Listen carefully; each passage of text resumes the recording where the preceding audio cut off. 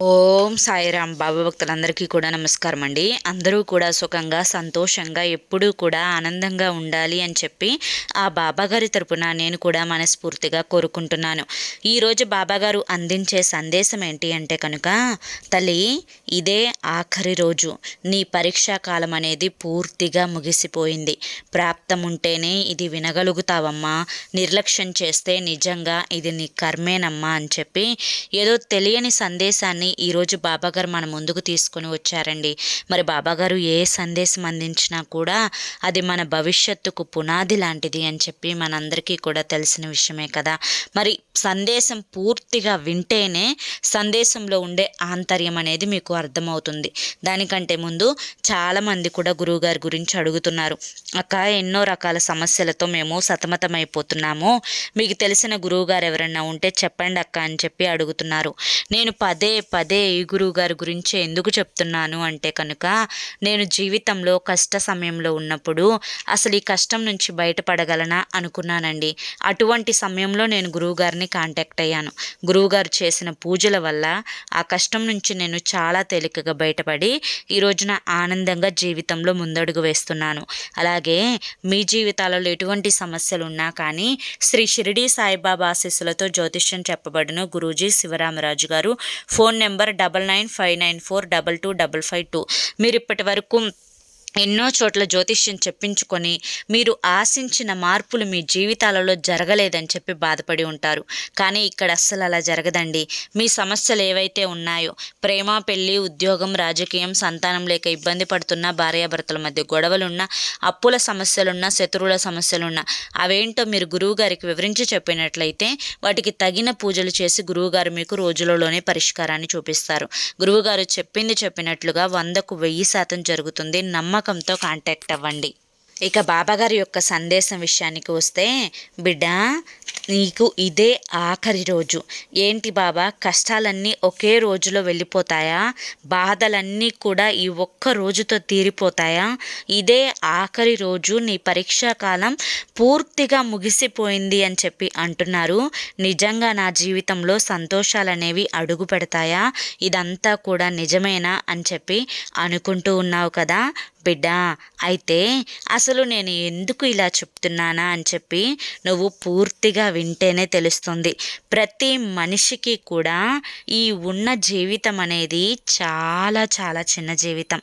ఈ చిన్న జీవితంలో కష్టాలు ఎన్నో వస్తాయి. ఆ కష్టాలను చూసి మనిషి, ఎందుకు ఈ జన్మ నాకు ఇచ్చారు దేవుడు, నేను ఈ కష్టాలని పడలేకపోతున్నాను అని చెప్పి దేవుణ్ణి తిట్టుకుంటూ ఉంటారు. అదే సంతోషాలు వచ్చినప్పుడైతే, నాకు ఇంత అదృష్టాన్ని ప్రసాదించినందుకు మీకు ధన్యవాదాలు స్వామి అని చెప్పి తిట్టిన దేవుడికే దండాలు పెట్టి మరీ మొక్కుతూ ఉంటారు. ఏది ఏమైనప్పటికీ కూడాను ఇక్కడ కష్టాలు వచ్చినప్పుడు నేరస్తుడిగా మారేది ఆ భగవంతుడేనా అని ప్రశ్నిస్తే, అయ్యో బాబా అలా ఏమీ లేదు అని చెప్పి నువ్వు అంటావు. కానీ ఎన్నోసార్లు నువ్వు నా మీద అలిగావు కదా తల్లి. అలా అలిగిన ప్రతిసారి కూడా నువ్వేమంటావో గుర్తు చేయమంటావా? బాబా, నేను ఇక మీకు నమస్కారం పెట్టడం, మీకు పూజలు చేయడం అన్నీ మానేస్తాను. ఎందుకంటే నా బాధలు తీరడం లేదు, నా కష్టాలు తీరడం లేదు. ఎందుకు బాబా ఈ పూజలు, ఈ వ్రతాలు, ఈ నోములు, ఈ దీపారాధనలు, ఈ గుడికి రావడాలు, ఈ కొబ్బరికాయలు కొట్టడాలు, ఇదంతా కూడా వృధానే కదా బాబా. వద్దు బాబా, ఇక నాకు నమ్మకం పోయింది, భగవంతుడే లేడు అని చెప్పి నేను గట్టిగా నిర్ణయించుకున్నాను అని చెప్పి ఎన్నోసార్లు నా మీద అలిగావు కదా తల్లి. మరి అలిగావు అని చెప్పి ఈ తండ్రి నీ మీద కోప్పడ్డాడు అని చెప్పి అనుకుంటున్నావా? లేదమ్మా. ఎందుకంటే ఒక బిడ్డ తండ్రి మీద అలిగితే ఆ బిడ్డ ఆవేదనను, బాధను అన్నింటినీ కూడా తండ్రి అర్థం చేసుకోగలడు. కాకపోతే తండ్రి కాస్త గంభీరంగా, కోపంగా అలా నీకు కనిపిస్తాడు. నీ కష్టాలు తీరవనట్లుగానే అనిపిస్తాడు. కానీ నీ కష్టాలు, కర్మలు, బాధలు తీర్చడానికే ఈరోజు ఈ సందేశంతో నీ ముందుకు వచ్చాను. ఎప్పుడూ కూడా నీ గురించి ఆలోచిస్తూనే ఉంటాను తల్లి. నా బిడ్డ ఎందుకు ఇన్ని బాధలు పడుతుంది, ఇన్ని కష్టాలు పడుతుంది అని చెప్పి. అయితే బాబా, మీరు భగవంతుడు కదా, మరి నా కష్టాలు తీర్చలేరా అని ప్రశ్నిస్తావు కదా. అయితే కొన్ని కర్మలుంటాయి కదా తల్లి, ఆ కర్మలని తప్పించడం భగవంతుని తరం కూడా కాదు. కేవలం నీ ప్రయత్నం వల్ల మాత్రమే ఆ కర్మలని నువ్వు తప్పించుకోగలవు. అయితే అవేంటి అని చెప్పి అడుగుతున్నావు కదా, అవేంటో ఇప్పుడు చెప్తాను, జాగ్రత్తగా విను. బిడ్డ, నువ్వు ఎంత మంచిగా ఉన్నా కానీ అవతలి వారు ఏదో ఒకటి నిన్ను వెతుకుతూనే ఉంటున్నారు, ఏదో ఒకటి నిన్ను అంటూనే ఉంటున్నారు. నీ మంచితనం మొత్తం కూడా బూడిదలో పోసిన పన్నీరుగా మారిపోతుంది. మరి దానికి సమాధానం ఏంటి? వారి వల్ల నువ్వు ఎన్నో రోజులు దిగులు వేసుకున్నావు. అయ్యో, నేను ఇంత మంచిగా ఉంటున్నా కూడా నన్ను వారు మాత్రం లెక్క చేయడం లేదు, కూరలో కరివేపాకు తీసేసినట్లుగా నన్ను తీసేస్తూ ఉన్నారు, నాకేంటి కర్మ, నాకేంటి బాధ అని చెప్పి మనోవేదన చెందుతూ ఉన్నావు. తల్లి, ముళ్ళ చెట్టుకి నువ్వు ఎంత మంచినీరు పోసినా కూడా మళ్ళీ దాన్ని నువ్వు పట్టుకుంటే గుచ్చుకుంటూనే ఉంటుంది. దాని స్వభావమే అటువంటిదైనప్పుడు నువ్వు ఏ నీరు పోస్తే ఏమైంది చెప్పు? అటువంటి వారికి దూరంగా ఉండడమే మంచిది. బిడ్డ, ఈ మధ్య నీకు కొంచెం సోమరితనం అనేది ఎక్కువైపోయింది. ఎందుకు ఇలా అంటున్నాను అంటే, ఏవో ఇంట్లో 2 పనులు చేసుకుంటున్నావు, మెదలకుండా పడుకుంటున్నావు. ఇంకేదన్నా అంటే నాకు బాధలు, నాకు కష్టాలు అని చెప్పి ఆలోచనతో అదే తీవ్రంగా నీకు బాగా ఆ ఆలోచన తీవ్రత అనేది ఎక్కువైపోయి సోమరిగా బ్రతుకుతూ ఉన్నావు. బిడ్డ, వీటి వల్ల ఎన్నో పనులన్నింటినీ కూడా వాయిదా వేసుకుంటూ వస్తున్నావు. ఒక్క మాట చెప్పేదా, ఎప్పుడూ కూడా నువ్వు పనులని వాయిదా వేసే అలవాటు మానుకో. ఎందుకంటే నీ యొక్క అపజయానికి ఈ పనులు వాయిదా వేసుకోవడమే తొలిమెట్టు అవుతుంది. దానికి కారణాలు సోమరితనం, బద్ధకం. కాబట్టి కొంచెం కష్టపడు. కొంచెం కష్టపడిన పనులని మాత్రం వాయిదా వేయకుండా విజయం వైపు అడుగు వేసే ప్రయత్నాన్ని చెయ్యి. బిడ్డ, నీ దగ్గర ఎంతో టాలెంట్ ఉండవచ్చు, అంటే నీ దగ్గర ఎంతో ప్రతిభ అనేది ఉండవచ్చు. ఎంత ప్రతిభ ఉన్నప్పటికీ కూడాను సాధన చేయకపోతే, అంటే ప్రయత్నం చేయకపోతే నీకు ఆ ప్రతిభ ఉన్నా కూడా వేస్ట్ అయిపోతుంది. ఎందుకంటే ఒక జింక రోజు పరిగెడుతూ సాధన చేస్తూ అది బాగా పరిగెట్టడం నేర్చుకుంటుంది. కానీ చిరుత మాత్రం అలాగే పడుకొని నాకు పరిగెట్టడం వచ్చు కదా అని చెప్పి రోజు నిర్లక్ష్యం చేస్తూ ఉంటుంది. కానీ చివరికి అదే చిరుత ఆకలి వేసినప్పుడు ఆ జింక వెంట పడితే జింక దాని కనులకి కూడా కనిపించనంత దూరంగా వేగంగా పరిగెత్తి తన ప్రాణాలని కాపాడుకుంది. అలా ఉండాలి సాధన అంటే. అర్థమైందా బిడ్డ?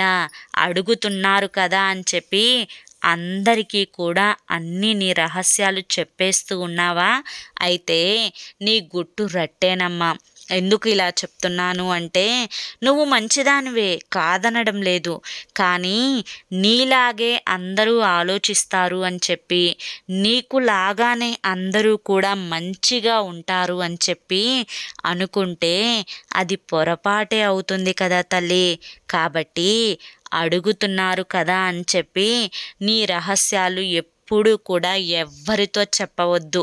అదే వారితో నీకు పగ వచ్చింది అంటే ఆ రహస్యాలన్నీ కూడా వాళ్ళు బయట పెట్టి నిన్ను నలుగురిలో అలుసు చేసే అవకాశం ఉంది. కాబట్టి ఎంత పెదవుల మీదకి వచ్చినప్పటికీ రహస్యాలు ఇతరులతో చెప్పకూడదు, నాతోనే ఉంచుకోవాలి అనే విషయాన్ని నువ్వు తప్పకుండా తెలుసుకుని తీరాలి. కొంతమంది అనుకుంటూ ఉంటారు కదా తల్లి, డబ్బుదేముంది, ఇవాళ ఉంటుంది రేపు పోతుంది, డబ్బు అంత ముఖ్యమా, మనిషికి ప్రేమ కావాలి, ప్రేమ ఉంటే ఏదైనా సాధించవచ్చు అని చెప్పి. కానీ అలా ప్రేమ కావాలి అంటే ఖచ్చితంగా నీ దగ్గర డబ్బు ఉండాల్సిందే. ఎందుకంటే డబ్బుదేముంది అనుకోకమ్మా, ఈ డబ్బే నలుగురు నీ చుట్టూ ఉండేలా చూస్తుంది, నలుగురి ప్రేమ నీకు దక్కేలా చేస్తుంది. కాబట్టి నీ దగ్గర ఉన్న రూపాయిని జాగ్రత్త చేసుకునే ప్రయత్నం చెయ్యి. అర్థమైందా బిడ్డ? ఎప్పుడైనా కానీ బాధ్యత వెనుకాల, కోపం వెనుకాల ప్రేమ ఉంటుంది. కొంతమంది ప్రేమగా, చాలా మృదువుగా, చాలా మధురంగా పలకరిస్తూ ఉంటారు. అలా అని చెప్పి వారి గుండెల్లో నీకు గుడి కట్టుకోవడం లేదు. వారు నిన్ను ప్రేమిస్తున్నట్లు అర్థం కాదు. కొంతమంది ఎప్పుడూ కూడా కోప్పడుతూ తిడుతూ ఉంటారు. వారు అలా కోప్పడుతున్నారు, అలా తిడుతున్నారు అని చెప్పి వారికి నీ మీద ద్వేషం ఉన్నట్లు కూడా కాదు బిడ్డ. ఎప్పుడూ కూడా బాధ్యతతో హక్కుతో కోప్పడే వారికి ఖచ్చితంగా నీ మీద ప్రేమ ఉంటుంది అన్న విషయాన్నైతే గుర్తుంచుకో. ఎప్పుడూ కూడా ప్రేమగా పలకరించే వారి గుండెల్లో విషం కూడా ఉండొచ్చు అని చెప్పి గుర్తించు. అర్థమైందా బిడ్డ? ఎదగడం అనేది ఎలా ఉండాలో తెలుసా? ఎప్పుడైనా కానీ అనుకుంటావు కదా, నిన్ను అవమానించిన వాళ్ళ దగ్గరే నువ్వు తలెత్తుకొని తిరగాలి, వారి నోట వెంటే నిన్ను పొగిడేలా ఉండాలి అని చెప్పి. అలా ఉండాలి. ఎందుకంటే నువ్వు దేనికి పనికిరావు అన్నవారే నీ మీద ఆధారపడాలి. ఎగతాళి చేసిన వారే నిన్ను ఆదర్శంగా తీసుకోవాలి. ఎప్పుడైనా కానీ వారికి ఏదన్నా ఒక సమస్య వస్తే ఆ సమస్యకు పరిష్కారం అనేది నువ్వే కావాలి. అలా ఉండాలి ఎదగడం అంటే. అలా ఎదిగేలా ప్రయత్నం చెయ్యి బిడ్డ. మనిషి జీవితాన్ని ముందుకు నడిపేది ఎప్పుడైనా కానీ ఆశే. నేను అది సంపాదించుకోవాలి, ఇది సంపాదించుకోవాలి, నేను అది కొనుక్కోవాలి, ఇల్లు కొనుక్కోవాలి, కారు కొనుక్కోవాలి, నా పిల్లల్ని మంచి స్కూల్లో చదివించుకోవాలి అని చెప్పి ప్రతి మనిషికి కూడా ఆశ ఉంటుంది. మనిషికి ఆశ ఉండడంలో తప్పు లేదు. ఆశ మనిషిని బ్రతికిస్తుంది కూడా. కానీ అత్యాశ మాత్రం ఉండకూడదు. ఇలా అత్యాశ కనుక ఉంది అంటే కనుక ఆ మనిషికి పతనం మొదలవుతుంది. ఉన్నది కూడా పోయే అవకాశం అనేది ఉంటుంది. కాబట్టి ఆశపడు, తప్పు లేదు. కానీ అత్యాశ మాత్రం పడకు బిడ్డ. ఎప్పుడూ కూడా ఇంట్లో ఎంతో బాధ్యతగా, ప్రేమగా, గౌరవంగా, అల్లరిగా, ఒక యువరాణిలాగా పెరిగిన ఆడపిల్లకి పెళ్ళైన తరువాత ఆ అల్లరి, అదంతా గారాబం, ఇవన్నీ కూడా మర్చిపోయి ఆ ఆడపిల్ల ఆ కుటుంబ భారాన్ని, బరువుని, బాధ్యతను మోయడానికి వెంటనే తన మనసుని మార్చుకొని సిద్ధపడిపోతుంది. అటువంటి ఆడపిల్ల కంట తడి పెట్టకుండా చూసుకునే బాధ్యత కేవలం తన భర్తదే అవుతుంది. కాబట్టి నీ ఇంటి మహాలక్ష్మిని జాగ్రత్తగా చూసుకో. అర్థమైందా బిడ్డ? భార్యకు భర్తకు ఎన్నో గొడవలు అనేవి వస్తూ ఉంటాయి. భార్యాభర్తకు కోపాన్ని మించిన ప్రేమ ఉండాలి. ఒక జీవితంలో భార్యాభర్తలు గొడవ పడతారు, కోప్పడతారు, తిట్టుకుంటారు. అలా అని చెప్పి ఆ బంధాన్ని నిర్లక్ష్యం చేయకూడదు.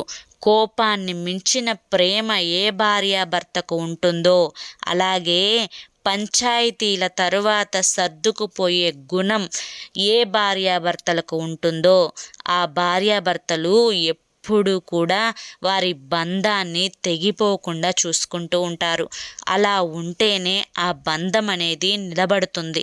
పంతాలకు పోయి, మళ్ళీ గొడవలకి పోయి, ఈగోలకి పోయి బంధాలను కనుక తెంచుకుంటే మళ్ళీ కలవడం అనేది జన్మలో జరగదు. కాబట్టి భార్యాభర్తలిద్దరికీ కూడా కోపాన్ని మించిన ప్రేమ ఉండాలి. పంచాయతీ తర్వాత సర్దుకుపోయే గుణం ఉండాలి. కానీ కొంతమంది అంటే ఆ పంతాల తరువాత బంధాలు తెంచివేసుకుంటూ ఉంటారు. అది మాత్రం చేయకండి బిడ్డ. ఇవన్నీ కూడా ఎందుకు చెప్తున్నాను అంటే కనుక, వీటన్నింటినీ కూడా నువ్వు జీవితంలో ఆచరిస్తే నీ యొక్క కష్టకాలాలు అన్నీ కూడా ఒక్కొక్కటిగా పూర్తిగా నిప్పుల గుండంలో వేసినట్లు కష్టాలన్నీ కూడా కాలిపోతాయి. బిడ్డ, జీవితం చాలా చిన్నది. ఎవరు ఎప్పుడు పోతారో తెలియదు. ఉన్నంతకాలం ఈ ఉన్న జీవితాన్ని సంతోషంగా ఆనందంగా గడపాలి. అప్పుడే జీవితం యొక్క విలువ తెలుసుకున్న వారవుతారు. కాబట్టి ఉన్న ఈ జీవితాన్ని ఆనందంగా ఆస్వాదించు. నీ మనసు ఏదైతే ఆలోచిస్తుందో బయటకు నువ్వు అలా ఉండగలుగుతావు. నువ్వు సంతోషంగా ఆలోచిస్తే బయటకు కూడా సంతోషంగానే ఉండగలుగుతావు. బిడ్డ, ఇవన్నీ విన్నావు అంటే నేటితో నీ పరీక్షాకాలం పూర్తిగా ముగిసిపోయిందనే అర్థం. కాబట్టి నీకు ప్రాప్తం ఉంది కాబట్టే విన్నావు. జీవితాన్ని ఆనందంగా ఆస్వాదించు. నా గురుబలాన్ని, నా ఆశీర్వాదాన్ని నీకు ఎల్లప్పుడూ కూడా అందేలా చూసుకుంటాను అని చెప్పి ఈరోజు బాబాగారు మనకి చాలా చక్కటి సందేశాన్ని అందించారండి. మరి ఈ సందేశంలో ఉండే ఆంతర్యం ఏంటో మీరందరూ కూడా గ్రహించారు కదా, నచ్చింది కదా. మరి గ్రహించారు, నచ్చింది అనిపిస్తే చూసే వాళ్ళందరూ కూడా ఈ వీడియోకి ఒక లైక్ ఇవ్వడం మాత్రం మర్చిపోవద్దు. ఎందుకంటే 3000 మంది 4000 మంది చూస్తుంటే 300 350 లైకులు మాత్రమే వస్తున్నాయి. ఈ సందేశంలో మీ జీవితానికి ఒక అదృష్టాన్ని తెచ్చేపెట్టే విధంగానే ఉంటాయి. మీకు ఒక స్ఫూర్తినిచ్చే విధంగానే ఉంటాయి. కాబట్టి ఖచ్చితంగా వీడియోకి లైక్ ఇస్తే మమ్మల్ని సపోర్ట్ చేసిన వాళ్ళు అవుతారు. కాబట్టి వీడియోకి ఖచ్చితంగా ఒక లైక్ ఇవ్వండి. బాబాగారి మీద గౌరవం ఉంటే కింద కామెంట్ సెక్షన్లో ఓం సాయిరామ్ అని చెప్పి టైప్ చేయండి. కింద కామెంట్ సెక్షన్లో ఓం సాయిరామ్ అని చెప్పి టైప్ చేయడం మీకు చేత కాకపోతే ఒక చిన్న లవ్ సింబల్ కానీ, ఒక చిన్న నమస్కారం సింబల్ కానీ కామెంట్ సెక్షన్లో ఇవ్వండి. మరి రేపు మరొక మంచి వీడియోతోటి మళ్ళీ కలుసుకుందాం. అంతవరకు కూడా బాబా ఆశీస్సులు మీ మీద, మీ కుటుంబ సభ్యుల మీద ఎల్లవేళలా ఉండాలి అని చెప్పి మనస్ఫూర్తిగా కోరుకుంటూ సర్వే జనా సుఖినో భవంతు. ఓం సాయిరామ్.